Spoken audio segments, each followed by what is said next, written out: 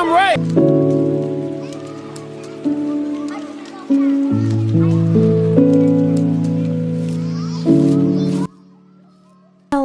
Hello. I have missed all of you so very much. So I'm going to get this out of the way really quickly because I do know that this is going to be an incredibly long audio. So thank you to the patrons, thank you to the subscribers, thank you to anybody who came to this video, and thank you to the editor. Lord knows I'd never be able to do this without you. Like the title of this video says, this is an opposition of All Might from My Hero. Now, his actual real name is Yagi Toshinori, or Toshinori Yagi, depending on how you perceive to say it. Oh man. I say this and I don't mean to sound hypercritical, right? Because I know I did a defense of Endeavor, right? You defended Endeavor and he's a horrible person. Yes? So why are you trying to demonize All Might? I'm gonna let you know right now. Despite what the character is in the narrative that we're given, All Might isn't actually a good person. And I'm going to explain to you why in the most clear, concise way possible. Before I can even touch on All Might, we have to go back to the last person that had the all-for-one superpower before he did, which is Nana Tomura. You might know her as the grandmother of the current villain that we're having to deal with in the manga, Shigaraki's grandmother, right? Before he was Shigaraki, his grandmother. And I say this is for two reasons.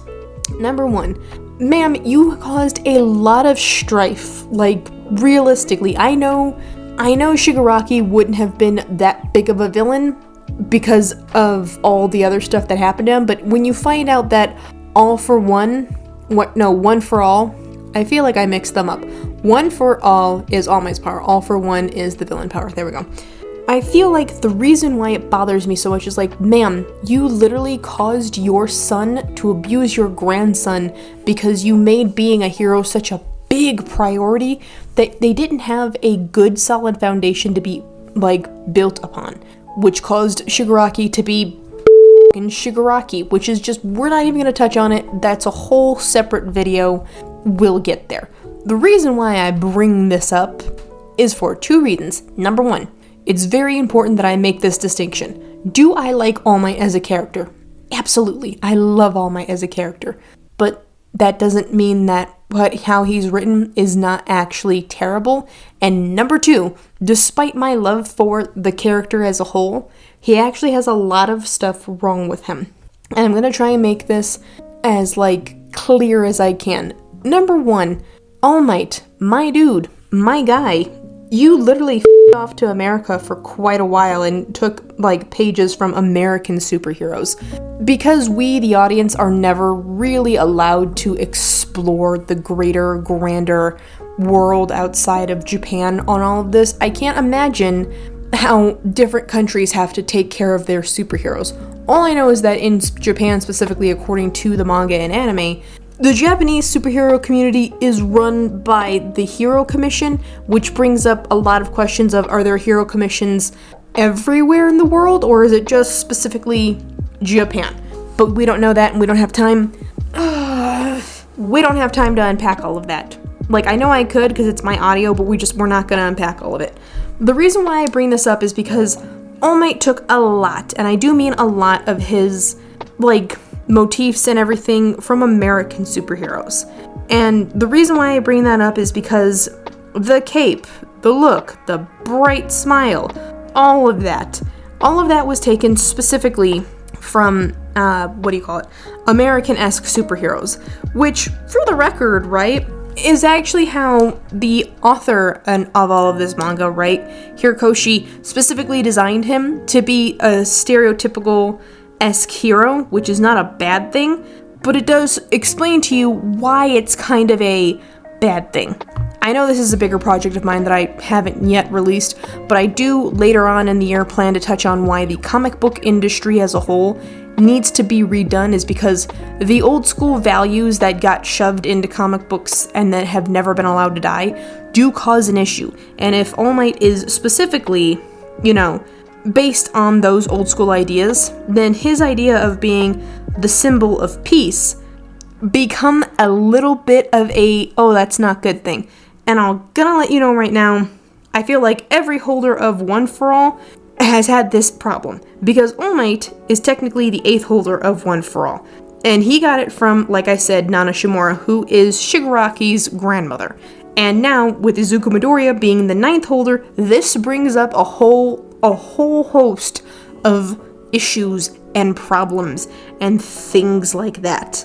And the reason why I say that he's actually a bad guy is because, hey buddy, you literally got Rock'em Sock'em Robot into almost being killed, and instead of telling anybody about that, like you should have, you legitimately decided, nope, I will tell absolutely no one.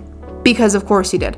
Now, before he got, Rock'em Sock'em Robot into being a skinny skeleton, he actually was a pretty buff dude, but now, in his old age, he's become the Skeletor motherfucker we've seen throughout most of the series. I will admit that his relationship with Izuku Midoriya throughout the series is so cute, and I love it. That does not change the fact that he actually did this boy dirty.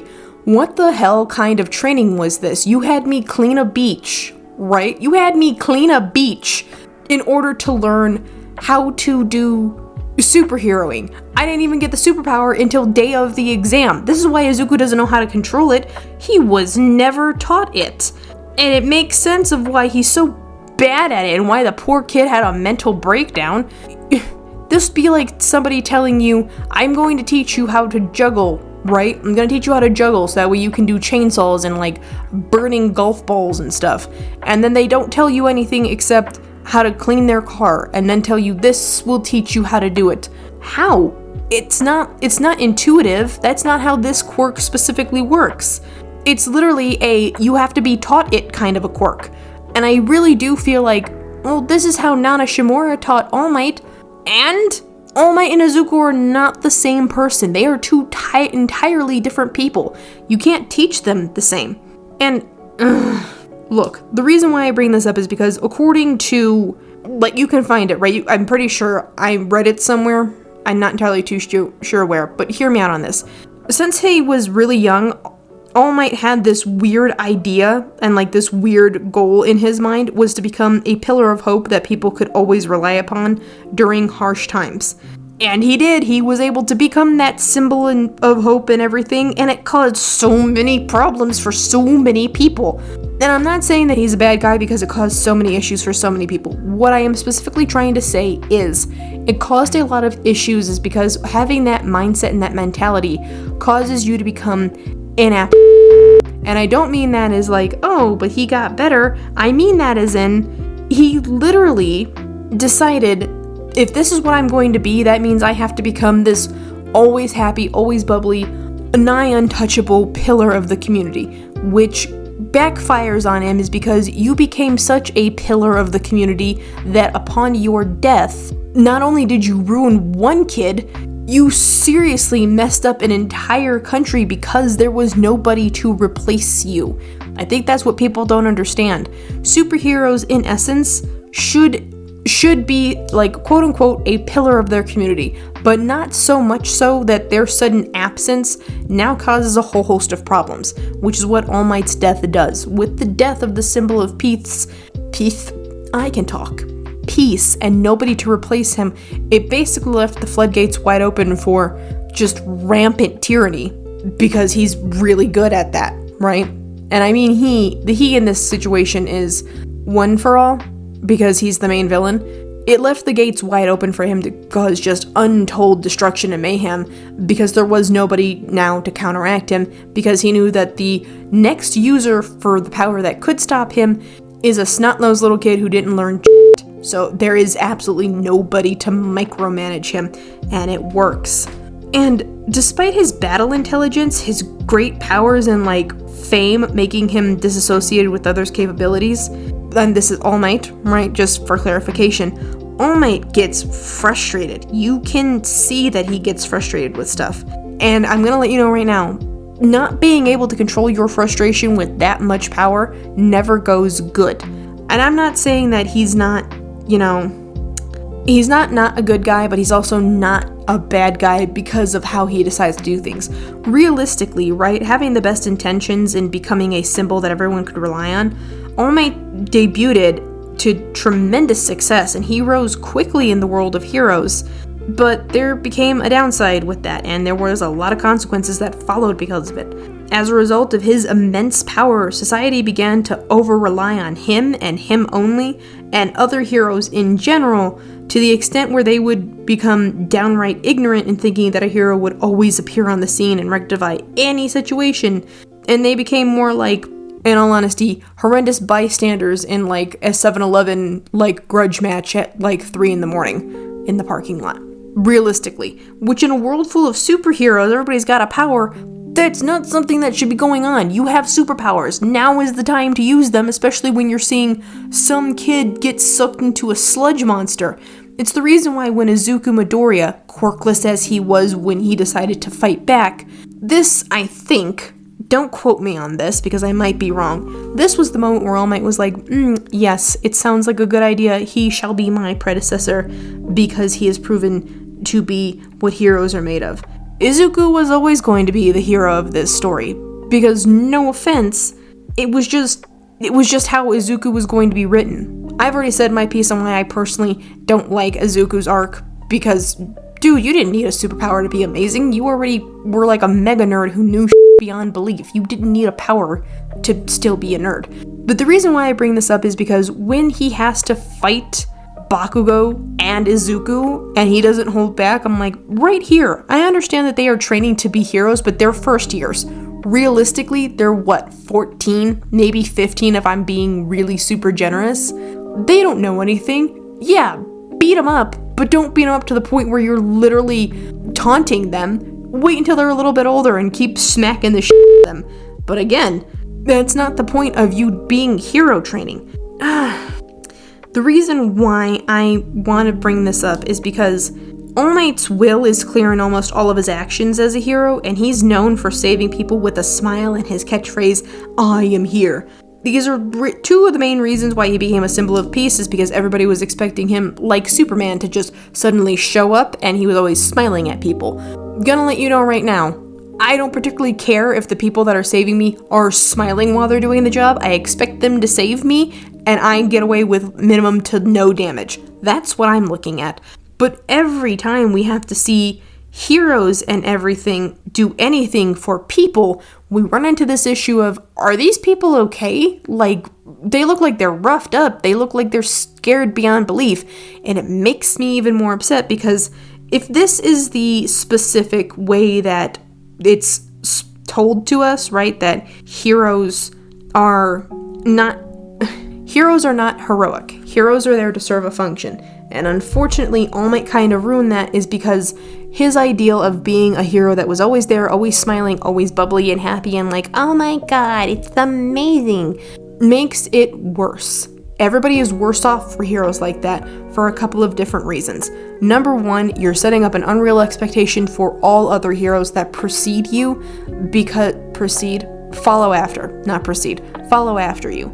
Number two, other than the fact that people who follow after you can't hold up to that ideal because they don't have the same mindset of you, means they're always going to be compared to whoever it was that, and because you are hailed as such a great hero and so much stuff is based off of you, it sets up this weird, unrealistic expectation.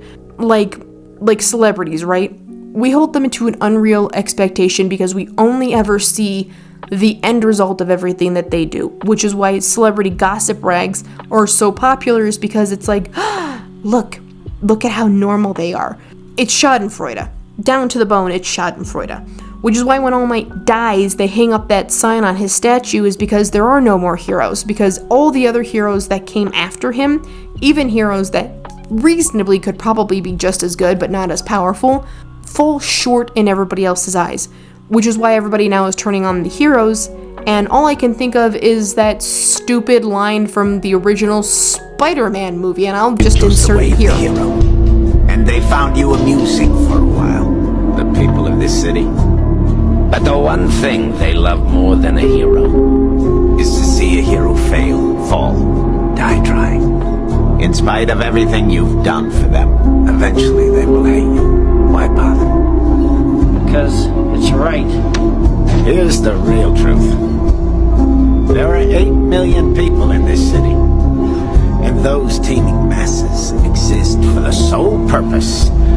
lifting the few exceptional people onto their shoulders. You, me, we're exceptional. The reason why this line holds true is because, yes, people they love to watch their heroes fail. They love it when they see people in higher, tiers than them suddenly just fail. And I mean fail hardcore. They love it. Because we as human beings really do enjoy watching other people fail just as much as we enjoy watching them succeed.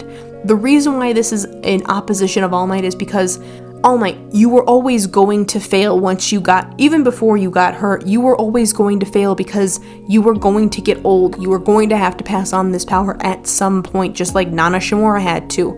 And the fact that you knew that this great evil was coming and you did nothing to forewarn anybody or prepare people for the inevitability of that happening again falls really heavily on your shoulders, and it does not paint you in a forgiving light. The reason why I say all this is because I absolutely enjoy the My Hero universe. It's so fun and expressive and expansive. But All Might, for all that everybody sits there and tries to explain to me but he was a great hero. No, he wasn't. I'm sorry, but from a writing perspective, this was the most flawed person that could have been a hero that was put into a lot of adulation and praise when he shouldn't have been. And it works, is because it's now setting you up for these kids, right? That's what they are. Even in the manga, they bring it up of these are children. They shouldn't be in the middle of a war. Sorry, sometimes kids get caught up in the unfortunate eventuality of it's time to go to war. And it's not fun. I really wish it was something else, but that's how it goes. And that's what makes it so aggravating because All Might, you could have done so much. But because you decided, I am the person that must take the burden and make sure all of the world is safe and everything, now everybody else is falling, well, in all honesty, it's falling through, it's falling short. It's not working anymore, is because the actual big evil bad guy is now coming for everybody, because that's his end goal, is being a total dick to everyone.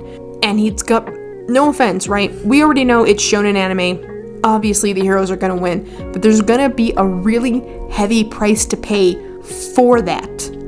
No matter what, it is a heavy burden and heavy price to bear, and there's gonna be a lot of people that end up dead because of this one man's insistent urge to just be the hero that everybody needed.